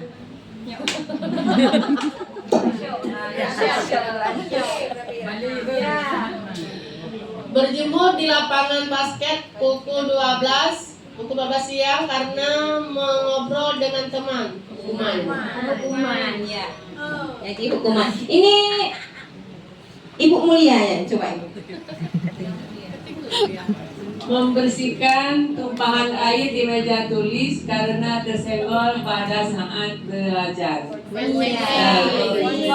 Konsekuensi. Iya. Jadi pada saat ini, hari ini kita sudah tahu Bapak Ibu. Jadi mana hukuman, mana konsekuensi, mana restitusi. Setidaknya kita ada di level mana? Dua-duanya, hukuman dan konsekuensi. Jangan lagi hukuman, sekarang kita naik level. Naik level ya sedikit menurut, harus berada di konsekuensi dan restitusi maunya. Tapi mengingat mungkin kita baru awal memudayakan, mungkin agak-agak banyak hambatan banyak. Karena arti disiplin itu jangan ibu selalu kaitkan dengan hukuman. Ini pasti kalau dia kita keraskan pasti ini disiplin. Bukan. Anak sekarang bisa ibu lihat di kelas. Begitu ibu merepet kasar di kelas, bagaimana reaksi anak ibu? Bagaimana kayak bom waktu kita ya kan? Lebih panas ya, betapa menyala-nyala kelasnya kan? Wah gitu. Karena sudah tantangan zaman seperti itu. Sudah ada masa anak-anak seperti itu. Jadi kita mendidik anak sesuai masanya. Jangan pakai masa saya dulu lagi. Lanjut Andi. Nah, sekarang ada yang lebih menarik ini. Posisi kontrol guru. Kenapa kata Bapak Andi? Yang jangan hilangkan R. Bapak Andi dia nggak bisa bilang Takut dia Bu, saya nggak mau posisi kontrol ya, ibu aja ya, nggak apa-apa. Saya bilang nggak masalah. Nggak apa-apa. Kayaknya ada yang belum nyambung, nggak masalah. Udah, ya. Posisi kita Bapak Ibu penghukum. Kemudian ada pembuat merasa bersalah, ada teman, ada pemantau, ada manajer. Sebaiknya kita di posisi mana Bapak Ibu? manajer. Manajer. Iya. Kalau penghukum bagaimana? Tidak. Tapi keseharian kita sudah jadi penghukum. Bagaimana contohnya Ibu tahu? Gimana? Gimana? Nah, kamu selalu nggak siap ya. Sekarang kamu tambah lagi latihannya. Itu sudah penghukum, ya. Kemudian pembuat merasa bersalah. Gimana? Gara-gara kamu nih. Iya benar. Gara-gara kamu ikut kelas sekolah, berantem aja kerjaannya. Akhirnya kita itu merasa bersalah kan? Siapa pembuatnya? Kita sendiri. Kemudian teman. Kalau teman ada juga kekurangannya. Sehingga dia berbuat kalau kita aja masuk kelas. Begitu guru lain, dia nggak senang. Gimana caranya temannya? Maka dia salah kita berada di posisi mana. Teman, bagaimana ya? Tolong buatkanlah ya demi ibu ya. Kau sayang ibu enggak? Kan gitu peran kita kan. Akhirnya kita menganggap dia sebagai teman. Situ apa kekurangannya? Bisa membuat anak? Iya, dia cuma karena ada kita bisa bekerja. Begitu masuk guru mapel lain, nggak mau kerja lagi. Kemudian pemantau. Gimana Bu pemantau? Pemantau. Gotong royong. Itu dalam tugas. Kalau kesalahan dia bagaimana? Pasti kamu tadi terlambat ya. Sekarang kamu ulang lagi pelajaran tadi sampai bel istirahat berbunyi, kamu boleh istirahat. Kita pantau dia terus. Akhirnya jadi pemantau. Kayak CCTV jadinya ya Bu ya. Nah, kemudian manajer. Kalau manajer lah posisi kita yang harus memang kita berada di situ. Di situ kita berarti menjadi apa bagi anak-anak? Bukan teman lagi, manajernya.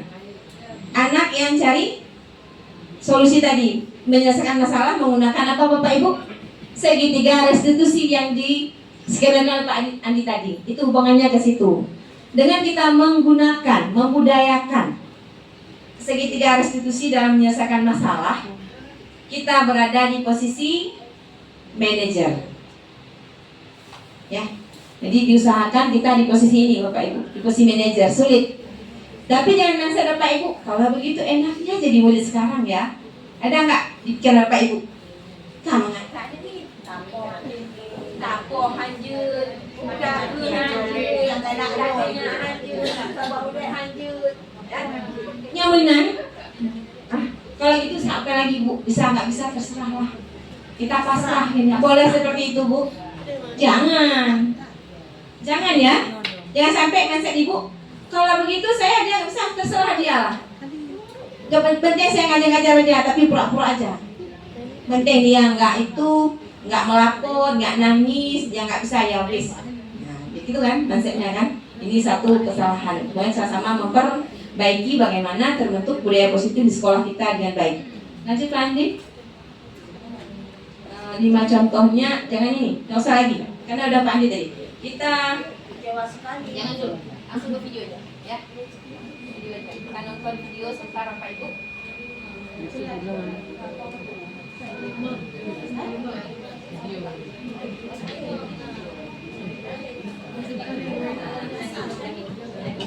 Ini Bapak Ibu, kita bagaimana manajer, bagaimana penghukum, pemantau.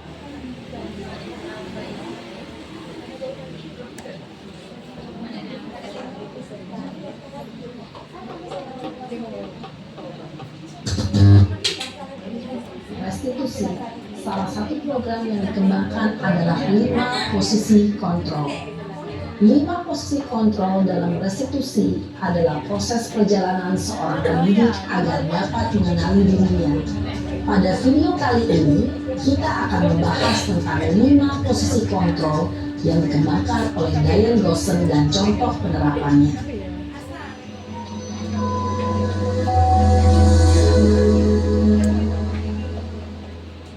5 posisi kontrol itu adalah 1. Posisi penghukum. 2.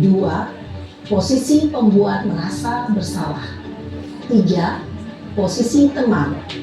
4. Posisi pemantau atau monitor. Dan 5. Posisi manajer.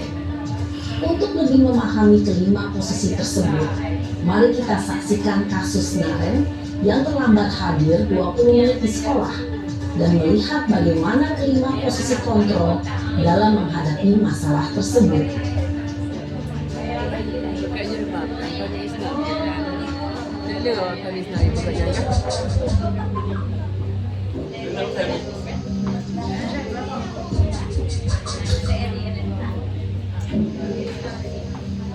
Naren! Sini kamu! Selamat pagi, Bu. Selalu terlambat.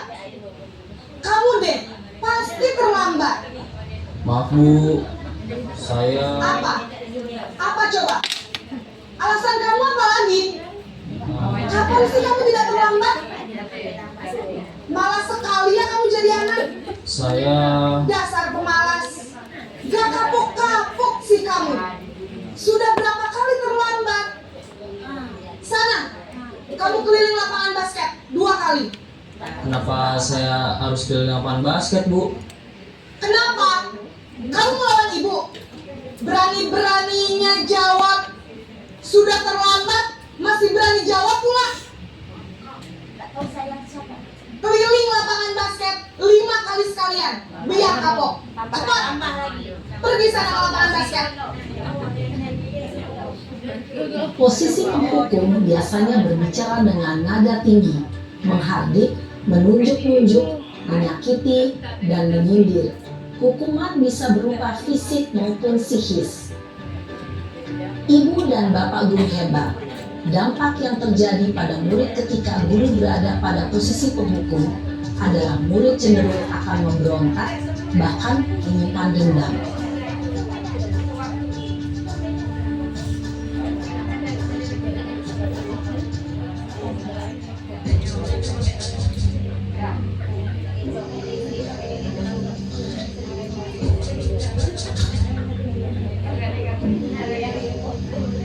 Naren!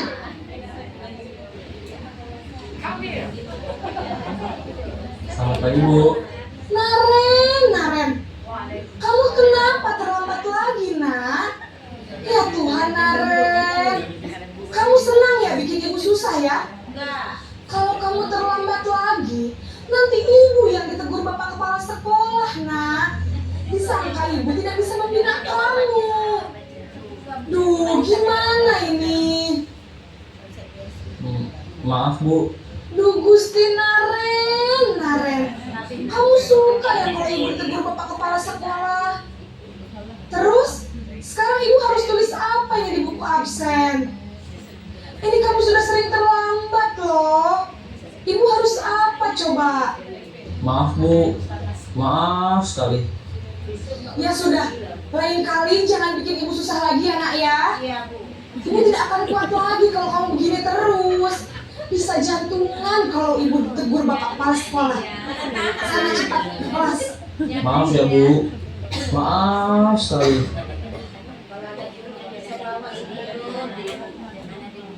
Membuat rasa bersalah berbicara dengan nada tenang, cenderung lembut. Namun kata-kata yang diutarakan membuat murid merasa menjadi orang yang gagal, memandang buruk dirinya sendiri, merasa tidak berharga, dan tidak sanggup membahagiakan orang lain. Ketika guru mengambil posisi pembuat rasa bersalah, murid akan menganggap dirinya yang bersalah dan ia akan menyimpan emosi negatif tersebut di dalam dirinya.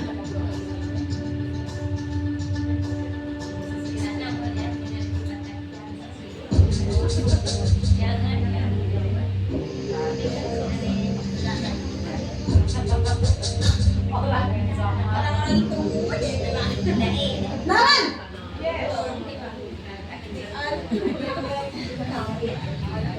Selamat pagi Bu. Wah, sudah jam berapa ini nak? Terlambat lagi ya sayang. Iya Bu, habis ibu saya lupa membangunkan saya Bu. Kamu malah menyalahkan ibu kamu. Kamu bukannya anak yang larinya paling kencang. Kok terlambat sih? Iya Bu, saya memang terlambat bangun tadi. Jadi biarpun saya lari kencang, tetap gak kekejar Bu. Ya sudah sana. Nanti lain kali larinya lebih kencang lagi ya. Biar gak terlambat lagi. Bikin seneng ibu. Demi ibu. Bisa kan? Bisa lah Bu.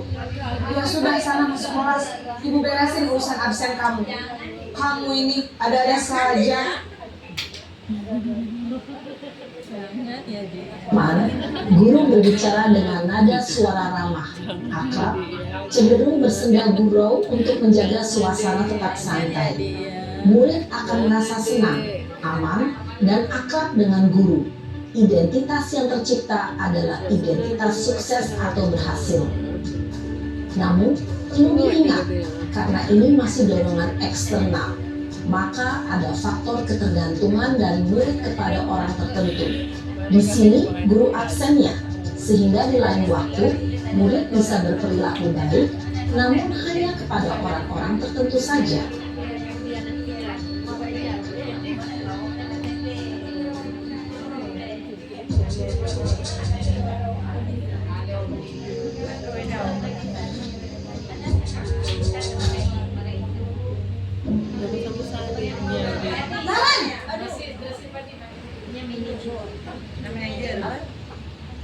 Selamat pagi Bu.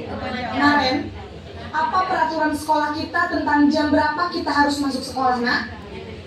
Kita harus di sekolah jam 7 Bu. Iya betul, sekarang sudah jam 7.20.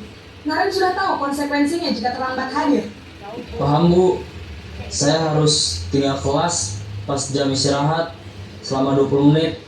Iya benar, konsekuensinya demikian. Jadi nanti jam 9.30 pas istirahat, kamu harus tinggal di kelas, kerjakan tugas tambahan untuk ketertinggalan kamu, ya? Baik Bu. Posisi pemantau mengandalkan penghitungan atau data untuk mengontrol murid. Guru mengarahkan murid berdasarkan peraturan dan konsekuensi. Seorang pemantau menunjukkan bahasa tubuh dan ekspresi wajah yang datar dan cenderung formal.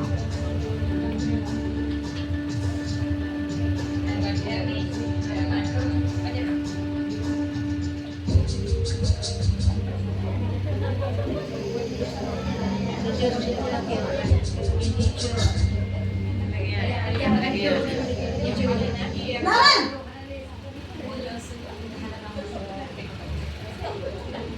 Selamat pagi Bu. Selamat pagi, Naren. Maaf Bu, saya terlambat. Iya, sekolah masuknya jam 7, sekarang sudah jam 7.20. Jadi sekarang bagaimana ini, Naren? Maaf Bu, saya lupa setel alarm saya semalam. Baiklah, menurut kamu, keyakinan sekolah yang mana yang perlu kamu tingkatkan? Menghargai diri sendiri dan orang lain mungkin ya Bu. Setuju. Jadi, apakah Naren meyakini prinsip saling menghormati tersebut? Iya Bu, saya meyakininya. Apakah Naren bersedia memperbaiki masalah keterlambatan ini? Bersedia Bu. Bagaimana kamu akan perbaiki masalah keterlambatan ini?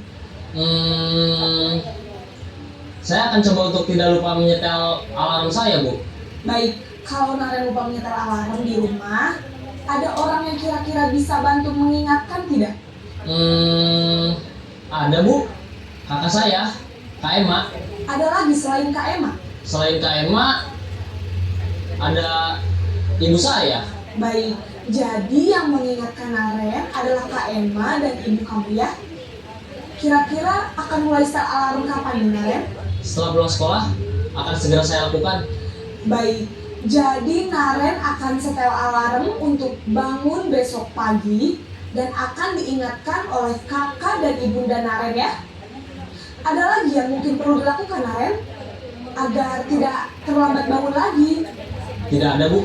Baik Naren, terima kasih untuk kerjasama kamu. Sekarang kamu perlu kembali ke kelas untuk belajar. Baik, Bu. Terima kasih. Posisi manajer adalah posisi kontrol yang disarankan untuk membimbing murid memiliki sikap disiplin yang positif, yaitu murid yang mandiri, bertanggung jawab, dan dapat memecahkan masalah. Tujuan dari posisi ini adalah agar murid dapat berefleksi atas tindakannya. Guru akan dengan tulus memberikan pertanyaan-pertanyaan bermakna, sehingga membuat murid dapat belajar dari kesalahannya dan mencari sebuah solusi untuk menyelesaikannya. Itulah video Bapak Ibu, contoh kegiatan mungkin ini ada sering kita lakukan. Kita sering di mana? Kalau saya mungkin sering di penghukum dan pemantau. Terserah aja saya ya. Saya sering di penghukum dan pemantau posisi saya. Mungkin ini kedepannya harus berubah. Artinya dengan ada informasi seperti ini, kita jadi tahu bahwa posisi sebagai penghukum dan pemantau itu nggak bagus, nggak efektif untuk siswa kita. Kita lanjut Pak Andi ya. Nah Bapak Ibu coba dilihat di slide-nya. Di sini ada pertanyaan. Posisi kontrol apakah aku? Saya kecewa sekali dengan kamu. Ya Pak Fauzi ya, saya kecewa sekali dengan kamu. Saya kecewa sekali dengan murid ya Pak Fauzi ya, dengan murid ya, dengan murid. Mana? Posisi kontrol apa nih Bapak Ibu? Saya kecewa sekali dengan kamu. Ada nggak pernah Ibu utarakan seperti itu pada murid Ibu? Pernah? Jadi Ibu di posisi kontrol mana? Pemantau? Saya kecewa sekali loh dengan kamu. Membuat rasa bersalah. Membuat merasa bersalah. Lanjut Pak. Kamu tidak pernah benar melakukannya. Gimana Ibu? Kamu tidak pernah benar melakukannya. Hukum? Gimana?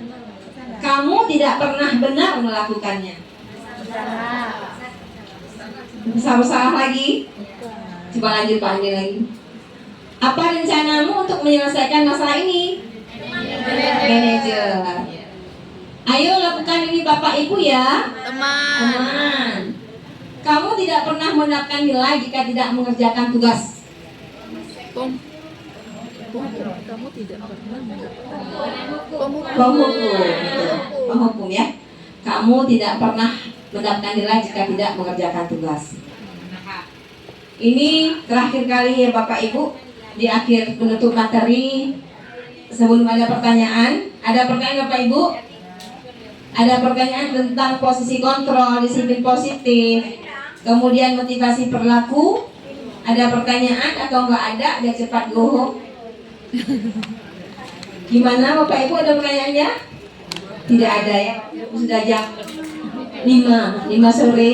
Di sini dalam penerapan disiplin positif hendaknya kita sebagai guru memiliki standar kepribadian, profesional dan sosial yang baik, di mana kita mampu merefleksi diri dalam posisi kontrol saat ini.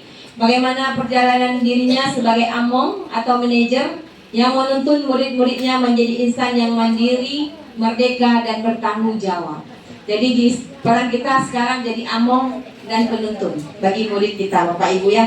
Malahan kita dimudayakan menghamba pada murid. Jadi nanti Bapak Ibu kalau masuk TGP lagi angkatan 12 tambah banyak ilmu lagi, insya Allah. Semangat Bapak Ibu ya. Ya, tidak ada pertanyaan lagi? Kami tutup sama Pak Andi. Terima kasih atas perhatian hari ini. Terima kasih atas kehadirannya.